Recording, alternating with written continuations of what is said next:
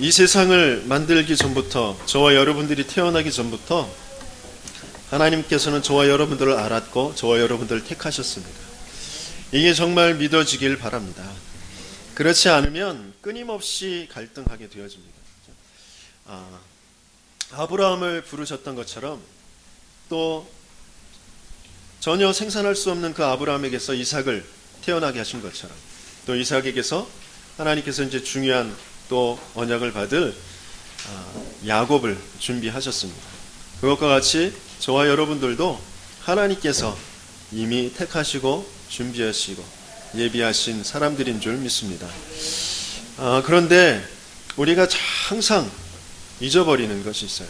내 인생의 지금 현실의 문제들 보면서 자꾸 잊어버리는 것이, 내 근본이 어디 있었는지, 그 근본을 잃어버려서 생긴 그 근본 문제 때문에 지금 현실의 문제까지 와 있다라는 것을 자꾸 잊어버려요. 그래서 그 현실에만 자꾸 집착하게 되어진단 말이죠. 우리의 근본은 어디라고 하셨죠? 우리의 근본은 하나님께 있습니다. 우리는 하나님의 형상대로 창조된 영적인 존재, 가장 복받은 존재입니다. 그게 우리의 근본입니다. 그런데 그 근본을 잃어버린 것이 가장 중요한 근본의 문제, 중요한 문제, 절대적인 문제, 해결하지 않으면 안 되는 문제, 가장 우선적으로 해결해야 될 문제인 것입니다. 건강을 먼저 회복해야 되고 돈을 먼저 벌어야 되고 그렇게 생각해요. 하지만 그렇지 않습니다. 근본의 문제, 하나님을 떠난 문제, 하나님을 모르게 된 문제, 그 문제를 먼저 회복해야 된다는 거죠. 그 문제가 들어온 것이 뭐라고요? 창세기 3장의 문제입니다. 그 문제가 뭡니까? 사탄이 속였지요. 뭐라고요? 네가 하나님처럼 될 거야. 하나님같이 되어 그랬어요. 곧 하나님 안에 있을 때 모든 복을 누릴 우리가 하나님 대신에 내가 하나님 되는 것으로, 내가 나를 선택하는 것으로 죄에 빠져버렸단 말이죠. 그것이 창세기 3장의 문제입니다. 그러면서 그 개인이 그렇게 하나님을 떠난 그 상태에 있으면서 가정이 이루어졌습니다. 그 가정 배경 속에 나타나는 것이 바로 창세기 6장의 문제입니다. 자기 좋을 대로 취했다라고 그랬어요. 그렇죠? 모든 삶의 습관이 내피림이 되어져 버렸습니다. 내가 좋은 대로 취하는가. 그러면서 자꾸 나를 추켜 세우고 나를 부추기고 나를 위로하고 그런 것을 자꾸 내가 취한단 말이에요. 그 어떤 그 배경 속에, 환경 속에, 주어진 것 속에 내가 좋은 것이 무엇인지를 내가 취하는 거죠. 내가 주인 돼서. 그래서 생기는 것이 그 잘못된 습관들, 그렇죠? 또 상처들, 그런 거죠.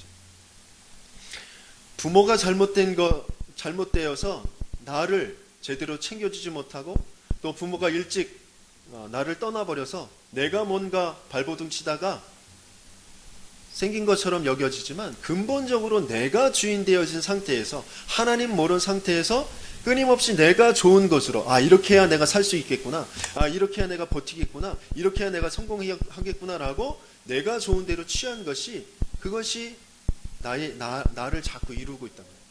그게 진짜 내가 아닌데, 그것이 잘못된 습관으로, 잘못된 각인으로 뿌리 내려져 있단 말이에요. 그런 것이 이제 상처라고 하는 것입니다. 뭔가 반듯하게 자수성가한 사람들, 나는 부모의 도움도 안 받고 내가 자수성가했다라고 하는 사람들, 굉장히 훌륭한 사람이죠. 세상적으로 볼 때는. 하지만 그 사람도 마찬가지입니다. 내가 지금 뿌리가 되어져서 내 환경 속에 내가 좋은 대로 각인되어져 있는, 돈, 성공이 최고다라는 것을, 그걸 붙잡고 내가 거기에 빠져 있는 것이에요. 하나님이 없습니다. 거기. 하나님 필요 없어요. 내가 열심히 노력해서 내가 이룬 것이기 때문에. 그런데도 잘 살았는데, 그런데 문제는 계속 저주와 재앙은 계속 오게 되어지는 것입니다. 하나님 없이, 또 부모가 아무리 잘해줘도 뭐가 생기죠?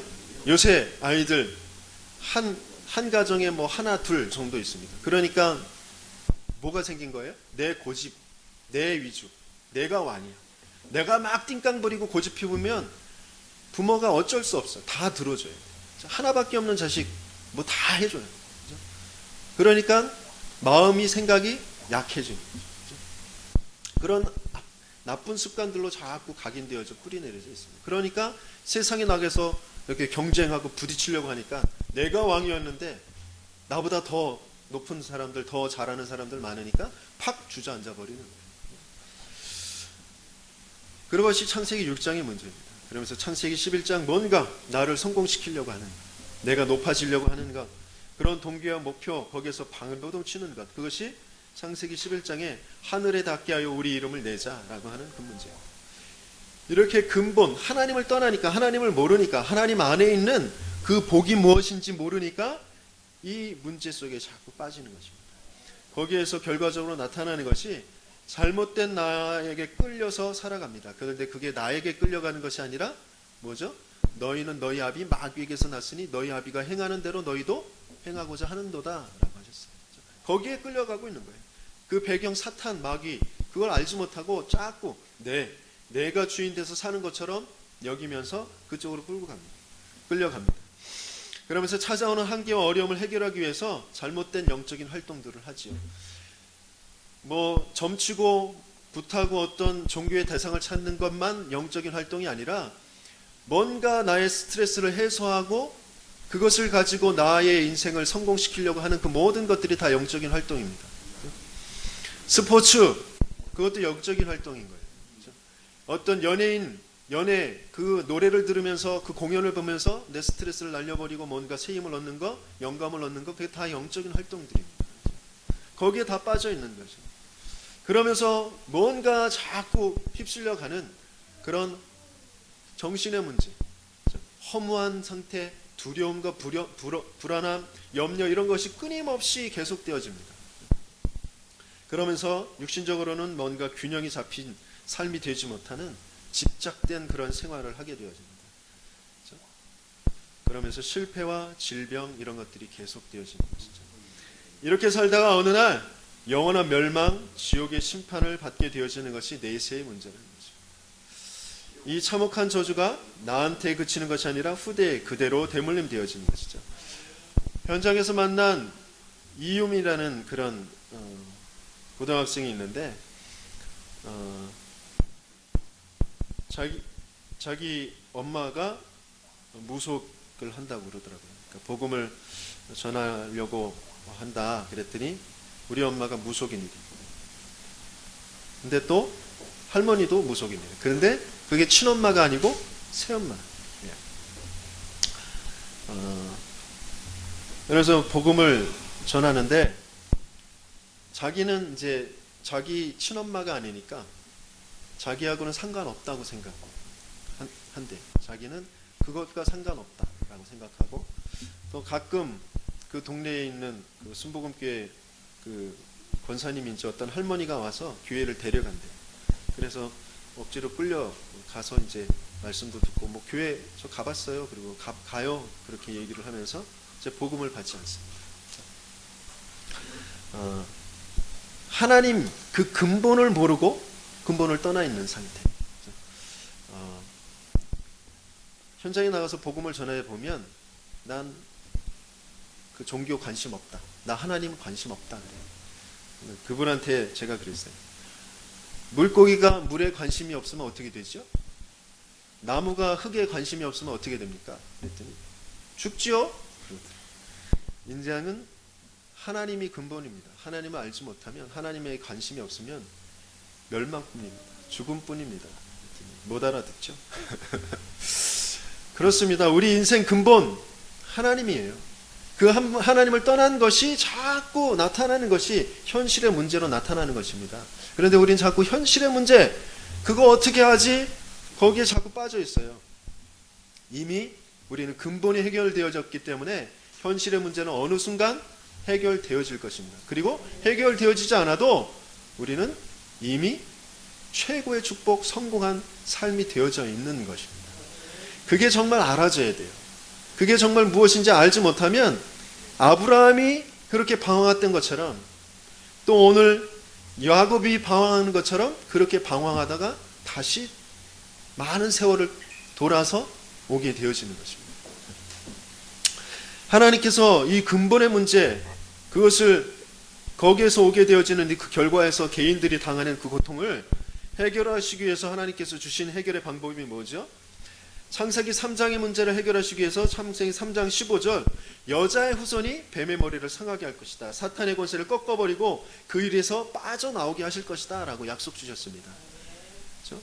그리고 그 하나님을 선택하지 않고 나를 주인 삼는 것을 선택한 그 죄, 저주, 재앙에 빠져 있는 것, 그것은 다른 것으로 해결할 수 없어요. 그래서 대신 죽을 그 대속의 희생 제사가 있어야 된다는 것이죠. 그렇죠? 출애굽기 3장 18절 희생 제사를 드리러 가라. 그 언약을 붙잡고 애굽의 노예에서 빠져나오게 되어진 것입니다. 그렇죠? 또 하나님을 알고 만나는 길을 찾아야 되고, 그런데 그 하나님 만나는 길을 알 수도 없고 찾을 수도 없는데 하나님께서 그 징조를 친히 보여주시겠다고 하셨어요. 친히 징조를 보여줄 것이니 보라 처녀가 잉태하 아들을 낳으리니 그 이름을 임마누엘이라 하라 그랬었어요. 임마누엘, 하나님이 우리와 함께 계시다. 그 길을 열어주셨단 말이죠. 이 하나님이 유일하고 완전한 그 방법, 그 메시아, 그 그리스도가 오실 것이다. 그 그리스도가 이미 오셨죠. 그 그리스도로 오신 분이 바로 예수님입니다. 예수님께서 오셔서 하신 일이 뭡니까? 요한일서 3장 8절 하나님의 아들이 나타나신 것은 마귀의 일을 멸하라 하심이라. 예수가 오셔서 하신 일은 우리의 가난을 없애줄 것이다, 질병을 치유해 줄 것이다 그러지 않으시고 마귀의 일을 멸하라 하실 것이다 라고 하셨습니다. 이는 그리스도 예수 안에 있는 생명의 성령의 법이 죄와 사망의 법에서 너를 해방할. 우리는 끊임없이 뭔가에 묶여요. 우리 상황에 묶이게, 내 자신에 묶이고 뭔가에 자꾸 묶이는데 그 묶이는 것이 죄의 저주, 재앙이라고 했어요. 죄의 법, 사망의 법, 거기에서 해방시킬 수 있는 건 다른 것이 없습니다. 명상한다고요? 아니요. 내 마음을 가다듬고 수양한다고요? 아닙니다. 생명의 성령의 법이 죄와 사망의 법에서 너를 해방하였습니다. 그 예수가 그리스도시다. 우리 임마누엘로 우리에게 하나님 만나는 길로 찾아오신 분, 내가 곧 길이요 진리요 생명이니 나로 말미암지 않고는 아버지께로 올 자가 없느니라. 우리는 행복할 수 있는 다른 길이 없어요. 평안을 찾을 수 있는 다른 길이 없습니다. 인생을 성공으로 이끌 수 있는 다른 길이 없어요. 돈이 그 길이 아닙니다. 성공이 어떤 명예를 얻는 것, 어떤 분야를 성공시키는 것이 그 길이 아니에요. 다른 이름은 없다고 하셨습니다. 그렇죠? 우리에게 구원을 줄 만한, 우리를 행복하게 할 만한, 우리 인생을 성공하게 할 만한, 운명에서 빠져나오는 그 자유를 줄 만한 다른 이름을 주신 일이 없다. 그 이름은 어떤 이름입니까? 그리스도의 이름, 바로 예수님. 그렇죠? 예수 그리스도 이름만 우리는 우리의 인생을 행복하게 할 수 있고 성공하게 할 수 있고, 그렇죠? 자유하게 할 수 있는 줄 믿습니다. 하나님은 그것을 주시려고 성경의 인물들, 전 인류의 역사, 이스라엘의 역사를 통하여서 그 한 이름을 계속 설명하시고 계신 것입니다. 오늘은 야곱을 통하여서 그 이름이 어떤 이름인지, 그분이 어떤 일을 하시는 것인지 살펴보도록 하겠습니다. 야곱에게 이미 하나님께서는 그 축복을 약속하셨습니다. 그 할아버지 아브라함과 아버지 이삭에게 주신 그 약속, 그것을 야곱이 그대로 받은 것이거든요. 우리 아브라함과 이삭이 받은 약속, 창세기 22장 17절 18절 같이 읽어봅니다. 내가 네게 큰 복을 주고 네 씨가 크게 번성하여 하늘의 별과 같고 바닷가의 모래와 같게 하리니 내 씨가 그 대적의 성문을 차지하리라. 또 내 씨로 말미암아 천하 만민이 복을 받으리니 이는 내가 나의 말을 준행하였습니다 하셨다 하니라 그러셨어요. 이미 하나님께서 그 씨로 말미암아, 그렇죠? 아브라함과 이삭의 씨가 누구예요? 또 야곱이거든요. 그렇죠? 야곱은 복을 받을 수밖에 없는 그런 상태에 있었어요. 그리고 야곱이 태어나기도 전에 하나님께서는 분명히 약속을 주셨거든요. 우리 함께 그 약속을 찾아서 읽어보겠습니다. 25장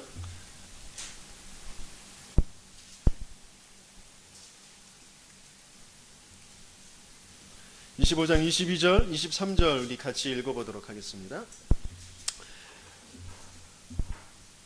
같이 읽어봅니다. 그 아들들이 그의 태 속에서 서로 싸우는지라 그가 이르되 이럴 경우에는 내가 어찌할꼬 하고 가서 여호와께 묻자온대 여호와께서 그에게 이르시되 두 국민이 내 태중에 있구나 두 민족이 내 복중에서부터 나누이리라 이 족속이 저 족속보다 강하겠고 큰 자가 어린 자를 섬기리라 라고 했습니다. 하나님께서 이미 태 속에 있을 때부터 야곱에게 축복하셨고 야곱을 하나님께서 쓰겠다고 하신 것입니다. 그런데 조금 여기에서 더 좀 살펴봐야 될 부분이 있습니다. 물론 큰 자가 에서가 야곱을 섬길 것이다 이렇게 말씀하신 것 그렇게 보입니다. 이 말씀에 대해서 조금 오해하고 조급한 것 때문에 많은 시간을 허비하게 되어집니다. 큰 자가 어린 자를 섬기리라 하신 그 말씀이 약한 사람 편에서 이렇게 편을 들어줘서 큰 사람들 뭔가 이렇게 강한 사람들을 좀 겸손하라고 하신 그런 말씀인 것처럼 보여요. 물론 그런 것도 맞겠죠. 또 리브가와 야곱은 어떤 장자권을 가지면 2배의 축복을 받는 것이었거든요. 이 나라의 풍습에서 그죠? 그 장자권에 관한 말씀으로 오해했습니다.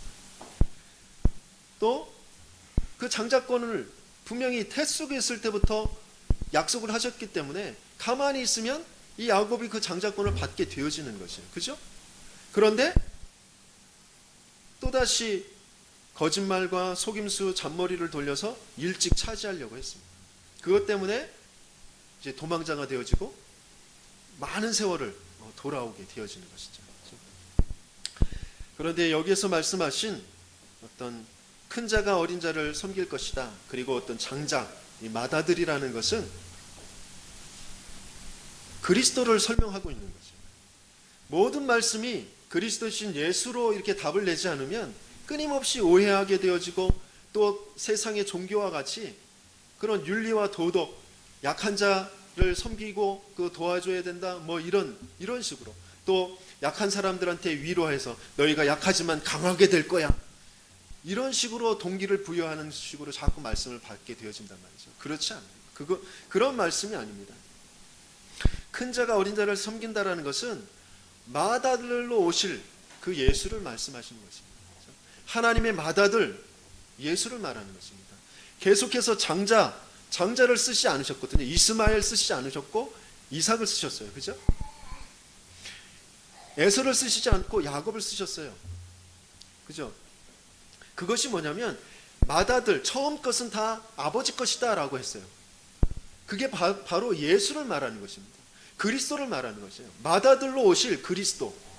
그 맏아들로 오셔서 나머지 아들들 그 형제로 삼을 그 맏아들을 바쳐서 희생제사로 삼아서 희생제물로 삼아서 나머지 형제들을 살리게 해서 하나님의 아들들이 되게 하실 그 그리스도를 말하는 것입니다. 로마서 8장 29절 말씀 같이 읽어봅니다. 하나님이 미리 아신 자들을 또한 그 아들의 형상을 본받게 하기 위하여 미리 정하셨으니 이는 그로 많은 형제 중에서 맏아들이 되게 하려 하심이니라. 히브리서 1장 6절입니다. 또 그가 맏아들을 이끌어 세상에 다시 들어오게 하실 때에 하나님의 모든 천사들은 그에게 경배할지어다 말씀하시며 2장 10절입니다. 그러므로 만물이 그를 위하고 또한 그로 말미암은 이가 많은 아들들을 이끌어 영광에 들어가게 하시는 일에 그들의 구원의 창시자를 고난을 통하여 온전하게 하심이 합당하도다 그랬습니다. 그렇죠? 맏아들이 그 어린 자들, 작은 자들을 섬기는 것입니다. 섬긴다라는 것은 우리가 물론 겸손하게 우리 교회를 섬기고 있습니다. 목회자들이 이렇게 중직자들을 섬깁니다. 또 중직자들은 목회자를 섬깁니다. 교회를 섬깁니다. 그렇게 말하잖아요. 그렇죠? 그런 겸손의 말인 것 같지만 또 중요한 언약이 담겨져 있는 말입니다. 섬긴다라는 것은 우리의 부모 자식을 이렇게 생각해 보면 자녀가 아파요. 그러면 밤새도록 그 자녀를 섬기는 자는 부모입니다. 그죠? 다른 그 약한 자녀들은 그 형제를 섬길 수가 없어요. 힘이 있는 자가 약한 자를 섬기게 되어 있는 거죠. 부모가 자녀를 섬기게 되어지는 거죠. 거지가 부자를 섬기는 것이 아니라, 그죠? 종이 주인을 섬기는 것과 조금 다른 의미가 있는 것이죠. 물론 종의 자세로 그리스도께서 낮아지셔서 우리를 섬겼지만 힘이 없는 그 섬김이 아니라 완전한 힘을 가지고 힘이 없는 자들을 살리시는 그런 섬김을 섬기시는 것입니다. 그게 섬기는 것입니다. 큰 자가 작은 자를, 큰 자가 맏아들이 형제들을 그런 섬기는 그 섬김은 예수 그리스도를 말하는 것입니다. 그것을 설명하는 것입니다. 하나님께서 또 구체적으로 정말 그리스도가 어떤 분이신지 또 그 개인 야곱에게 복음에 대해서 체험하게 하시는 그런 사건을 오늘 본문에서 주셨죠. 꿈에 저 이제 인본주의를 써서 그 에서에게서 장자권을 빼앗았어요. 그죠? 팥죽을 가지고 장자권을 빼앗고, 그리고 또 아버지 이삭에게서 그 장자의 축복을 받았어요. 그죠? 에서인 것처럼 그 털도 붙이고, 그죠? 그 냄새도 풍기고, 그래서 들어가서 속였단 말이에요. 그런데 그것 때문에 이제 에서한테 죽임을 당할까봐 이제 도망자가 되어졌습니다. 도망하러 이제 가는 길에 꿈을 꾸는 그런 사건입니다. 꿈속에서 뭐가 나타났다고 했죠? 사닥다리가 나타났다고 했어요. 땅 위에 사닥다리가 섰다 그랬어요. 그렇죠? 여기서 땅 위에 서 있는 그것을 이제 두 가지로 살펴볼 수 있는데, 한 가지는 원어적으로 보면은 땅 위에가 아니라 땅 위로 서 있는 것이에요. 그러니까 땅을 향하여서 서 있는 것이라고 원어적으로는 그렇게 볼 수 있어요. 그리고 또 한 가지는 땅에 이미 세워져 있는 언약, 땅에 이미 계신 그 그리스도를 말하는 것입니다. 왜 사닥다리가 그리스도냐? 그것을 이제 살펴보게 되어집니다. 땅 위에 서 있는 그 사닥다리, 그 꼭대기가 하늘에 닿았다고 그랬어요. 땅에서부터 하늘을 닿아 있는 그 사닥다리, 그 사이를 뭐가 어떻게 하고 있다고 그랬죠? 하나님의 사자들이 그 위에서 오르락 내리락 하고 그랬어요. 그렇죠? 하나님의 사자들이 왜 내리락 오르락 안 하고 오르락 내리락 합니까? 하나님의 사자들은 저 하늘나라에 있어야 되잖아요. 그죠? 그러면 내려왔다가 올라가야 되잖아요. 근데 오르락 내리락 한다고 그랬어요. 그게 무슨 말일까요? 자, 이 땅 위에 서 있는 사닥다리는 요한복음 1장 51절에 예수님께서 이렇게 자신을 표현하시고 계십니다. 함께 읽어봅니다. 또 이르시되 진실로 진실로 너희에게 이르노니 하늘이 열리고 하나님의 사자들이 인자 위에 오르락 내리락 하는 것을 보리라 하시니라 그랬어요. 자, 이 사닥다리가 뭐라 그랬어요? 인자, 나다 그랬어요. 그렇죠? 예수님이다. 예수님 위에 사자들이 오르락 내리락 한다고 그랬어요. 하늘과 땅을 잇는 중보자는 예수 그리스도밖에 없습니다. 그렇죠? 그 위에 사자들이 오르락 내리락 수종을 드는 거예요. 그렇죠? 우리가 기도할 때 그 기도를 금쟁반에 받아서 그 예수의 그 향기와 함께 오르락, 그죠? 하늘 보좌에 올리고 그 응답을 가지고 내리락 하는 것입니다. 그죠? 그 사자들의 모습을 설명하시고 계시는 것입니다. 세상에 많은 하나님의 그 중보자들, 내가 하늘의 중보자들이라고 하는 이름들을 가지고 있는 사람들이 많아요. 그러나 성경에서는 딱 한 분만 하나님의 중보자로 말하고 있습니다. 디모데전서 2장 5절 같이 읽어보겠습니다. 하나님은 한 분이시요 또 하나님과 사람 사이의 중보자도 한 분이시니 곧 사람이신 그리스도 예수라. 가톨릭이 저 천주교가 좋은 일들 많이 합니다. 그런데 그리스도는 아니랍니다. 그렇죠? 마리아가 그리스도가 아니란 말이에요.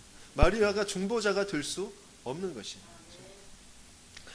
이만희가 중보자가 될 수 없는 것입니다. 그렇죠? 문선명이 중보자가 될 수 없는 것이에요. 오직 중보자는 한 분, 곧 사람이신 그리스도 예수라 그랬습니다. 요한일서 2장 1절 같이 읽습니다. 나의 자녀라라 내가 이것을 너에게 쓰면 너희로 죄를 범하지 않게 하려 함이라.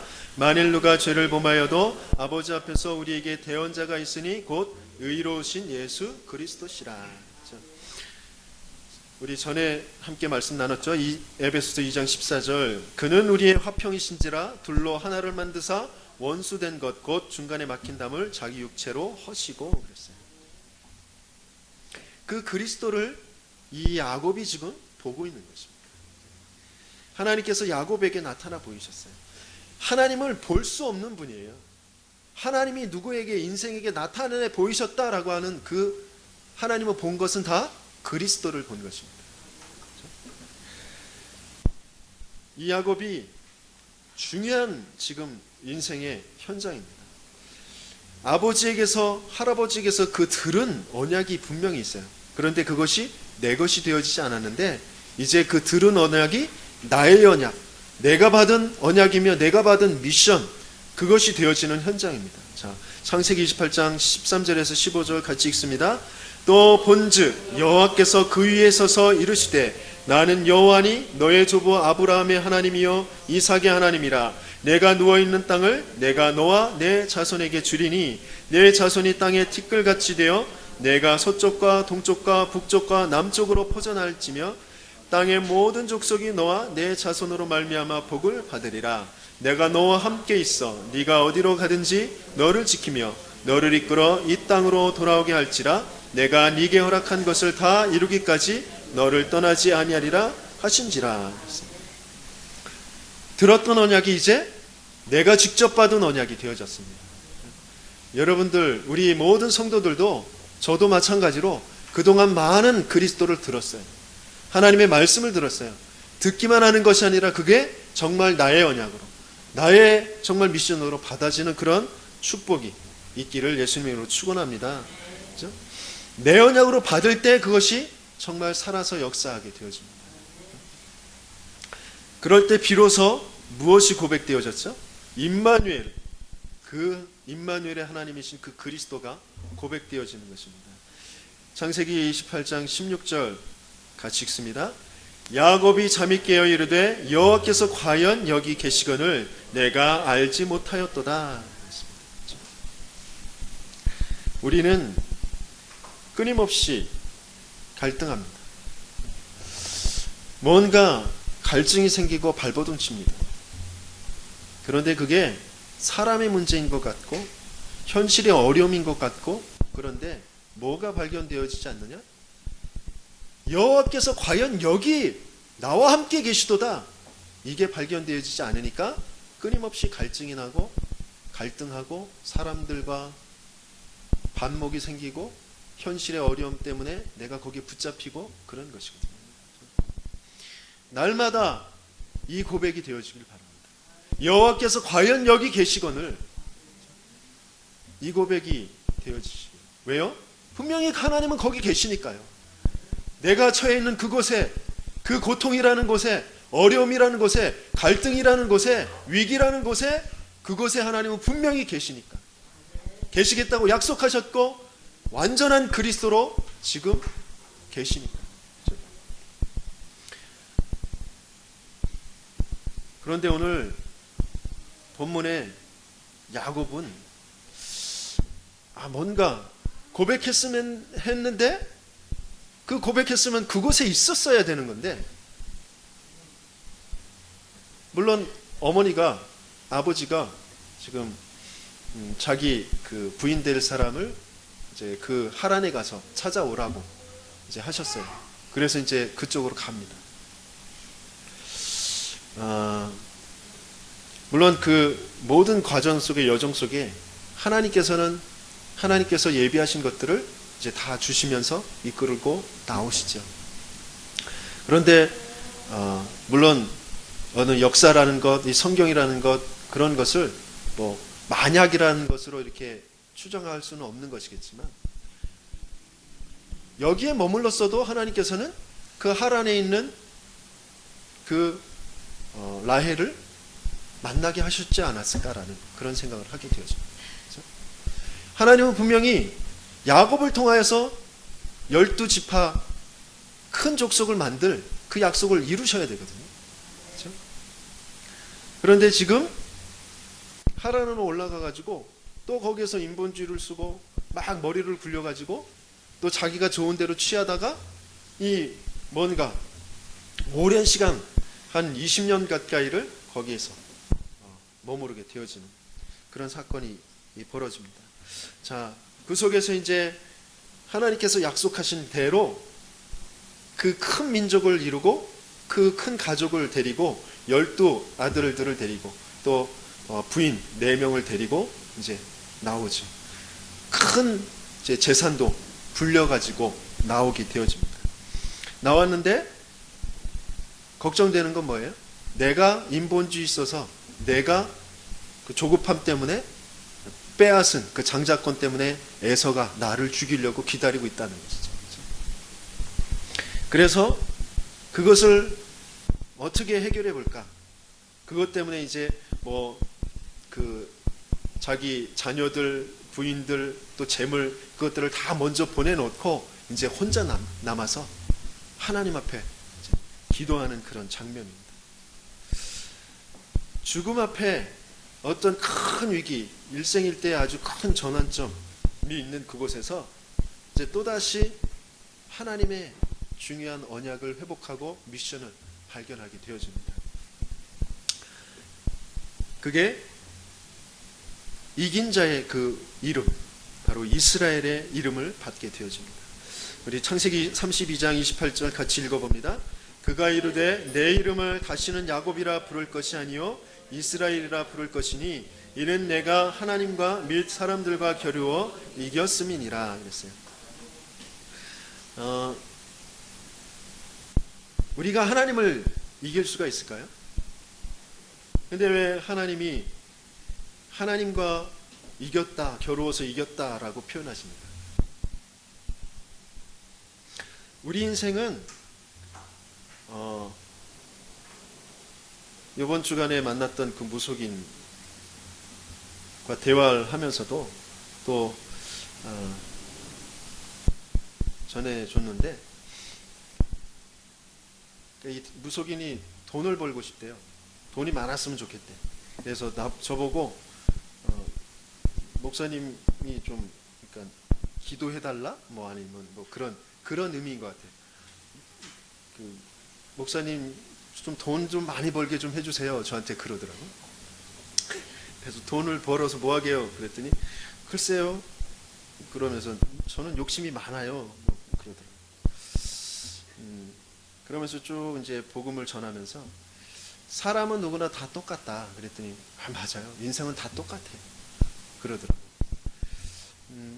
저 감옥 속에 있는 죄수나 곧 사형을 앞두고 있는 그 죄수나 저 최고의 갑부가 돼 있는 저 빌 게이츠나 병상에 누워 있는 이건이나 인생은 다 똑같다. 그 무엇도 자랑할 것이 아니고 그 무엇도 영원한 것이 없다. 모두가 다 그리스도를 알므로 구원받아야 될 그런 대상들이다. 이렇게 얘기했습니다. 우리 인생은 이미 내 스스로 하나님처럼 되려고 하는 그것 때문에 내가 좋은 대로 뭔가를 자꾸 취하면서 끊임없이 묶여져 있는 그 죄, 그것 때문에 영원한 멸망이 결정되어져 있는 사람들입니다. 그런데 하나님께서 우리에게 그 사랑을 확증하시면서 우리에게 져주시는 거예요. 하나님이 져주시고 이 야곱을 대면하여 만나주십니다. 하나님의 얼굴을 보았다 그러면서 이제 그것을 분이엘이라 하였다라고 했어요. 하나님을 만날 수 있는 우리 인간은 하나님을 만날 수가 없어요. 하나님을 볼 때 보기만 하면 다 죽게 되어져 있습니다. 하나님을 봤다라는 건 하나님은 우리를 그리스도로만 만나 주십니다. 그 그리스도를 보는 것이에요. 그 그리스도를 통해서 하나님은 우리에게 져 주시는 거죠. 우리 인생을 구원하시고 하나님의 자녀들로 다시 품어 주시는 거죠. 그것을 통하여서 뭘 알게 하시냐면 이기는 인생이 지는 인생이라는 것을 알게 하시는 것입니다.